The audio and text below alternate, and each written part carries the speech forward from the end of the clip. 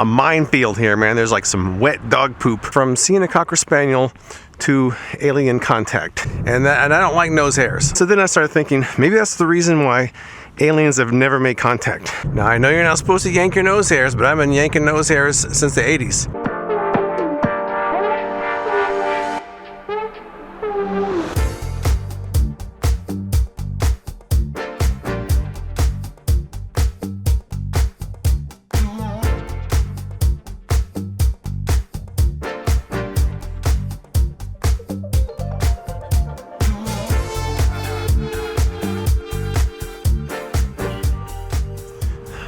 Good morning on this glorious January 2nd, 2026. We got some sunlight for a change here, and it's 45 degrees, and it's still kind of wet, but we are finally starting to dry up a little bit here.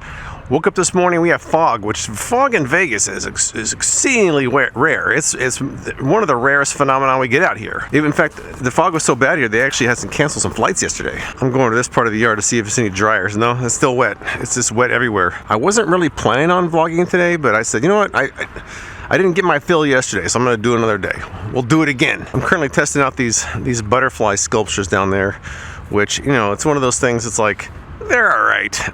I'm not sure if I love them, but they're all right. The first night they were kind of bright. The second night they weren't as bright. The third night they were less bright, so I'm starting to wonder. We got some sunlight today, which we haven't had, so we'll see how do they do. Can't really sit in my chairs. They're kind of wet. Everything's wet. It's like a public bathroom. Everything is wet. Can't even really see my path that well. It's got rocks all over it. Dogs bring toys out here and put them in the rain. You can still see some remnants. That's like the cloud lifting that was fog earlier. One of the problems when you get wet rocks and this kind of sunlight where everything kind of blends in together is it's like a minefield here, man. There's like some wet dog poop that kind of blends into the rocks. You got every step you got to watch, because you never know where you're stepping. But on my agenda for today, I don't really have any filming to do for Freaking Reviews. I have some editing to do, some planning to do, and JC Klein is returning from Virginia. I'm picking her up from the airport, and I guess I'll figure it out from there. Some days you don't really have a lot going into it, but you always figure something out. I'm not one to sit around and watch TV and play video games, although sometimes I miss doing that. So I'll find something to do, but I'm not sure what yet. Decided to take a walk. We haven't had much sun lately. It's been overcast, raining, foggy. To actually get some sun, it's kind of nice for a change. But while I'm on my walk, I thought I'd share with you a kind of a mental what-if rabbit hole I went down recently. So I was at the vet last week at Bailey, and my mind went from seeing a Cocker Spaniel to alien contact. And here's how that went in my mind. So it was a sweet old lady, and she had this Cocker Spaniel who she clearly loved, and it loved her as well. So I thought, hypothetically, I know this is not true, but what if dogs didn't really love us? What if they had no capacity to love whatsoever? What if what we perceive as love is an evolutionary trait to fool us into thinking that they love us, so we'll take care of them? Now, I don't believe for a second that's true. I'm thinking hypothetically here.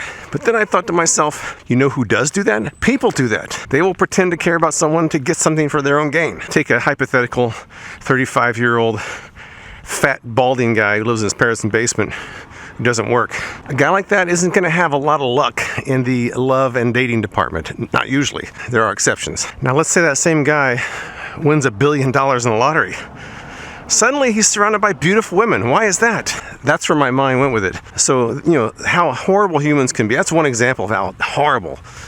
When I want to say horrible in a really bad way, I'll say horrible. That's how horrible humans can be. So then I started thinking, maybe that's the reason why aliens have never made contact. They look at our planet and say, well, it's overrun by this invasive species who know enough to kill each other, but not enough to avoid it. And it all started with the Cocker Spaniel. I was watching a video on YouTube the other day of this like theme park accident that happened a few years ago. I always have to laugh at those corporate responses and things like that. They barely take responsibility.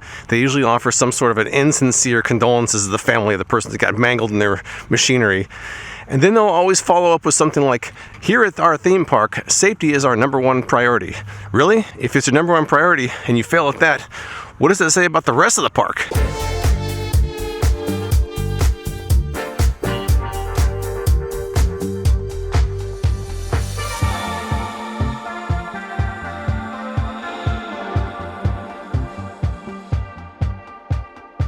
On my way to the airport right now. You know, I had the sun kind of blasting me in the face. I don't like driving in the sun. And not only for the reason that it's hard to see, but also if I look in the rearview mirror, I can see every hair in my nose. and I don't like nose hairs, so I start yanking them.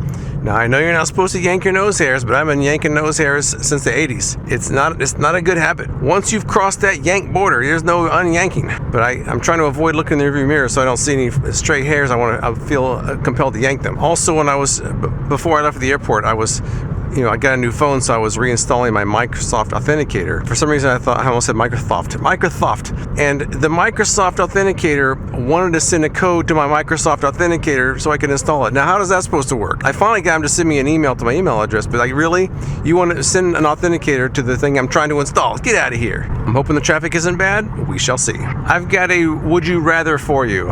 Would you rather pick someone up from the airport and have to be stuck in rush hour traffic both ways? Or would you rather pick them up in the middle of the night when you're usually asleep, but there's no traffic? Me, I'd rather sit in traffic than be half asleep. What do you guys think?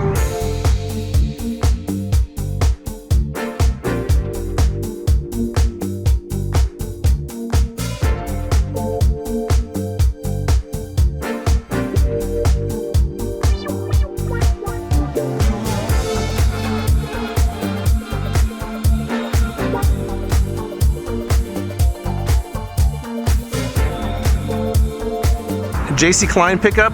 Check.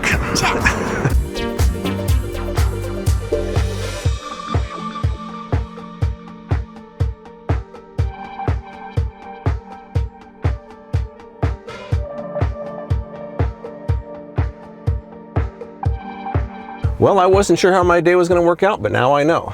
The day is almost over and it's time to wrap this thing up. I'm still not quite used to it being 2026 yet, but I'm trying to get used to it. What's funny though is today is January 2nd.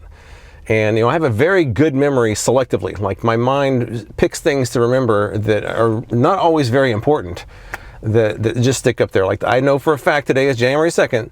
It was on this date in 1990 that Alan Hale Jr., aka the skipper from Gilligan's Island, died. There's a lot of other dates probably more important than that in my life that I don't remember, but I remember when the skipper died. I also remember that same week listening to the talk radio in Southern California and hearing the announcer saying that it was 1990 and thinking how futuristic that sounded. Like, well, we're in the 90s already? That's crazy.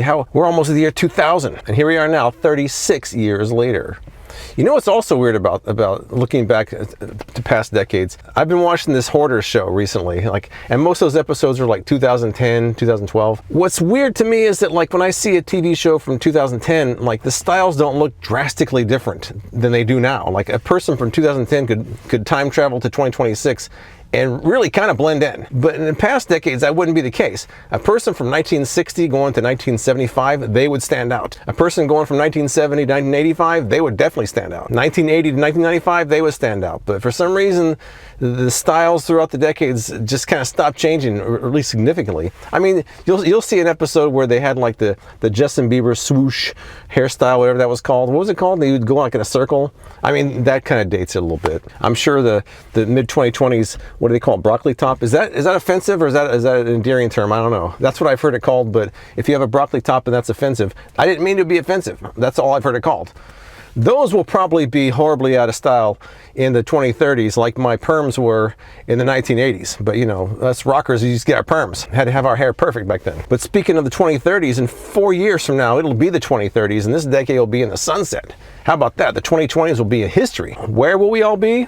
Who knows? I know where I'm going to be pretty soon. That's back at home, enjoying myself and enjoying the rest of this day. But I appreciate you guys watching, and I'll see you next time. So as it turns out, I am doing some work tonight. I figured out since it's dark, I'll do a couple of flashlight comparisons on the ceiling. So we'll do that, and then you can listen to the outro music.